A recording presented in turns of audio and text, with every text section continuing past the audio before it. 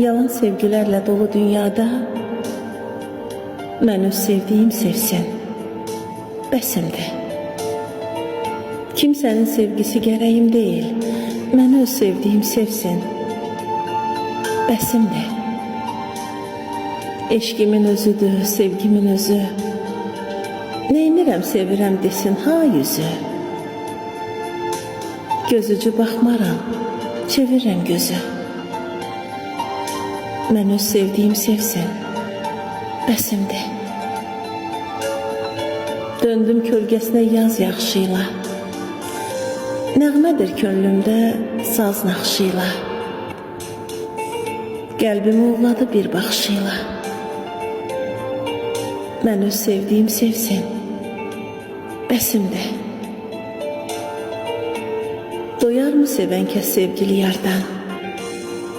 Gözləri tox olar dövlətdən, vardan.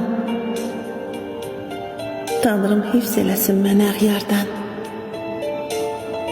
Mən öz sevdiyim sevsin, bəsimdir. Namusum, qeyrətim, abrum həyandır. Var olsun varlığı mənə həyandır.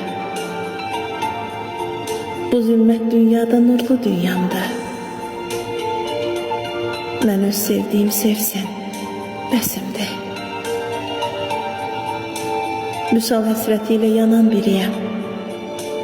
Sevgili yarımın dəstə gülüyəm. Onun eşqi ilə mətin, güclüyəm.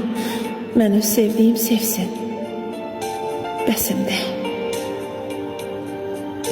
Mən öz sevdiyim sevsin, bəsimdir.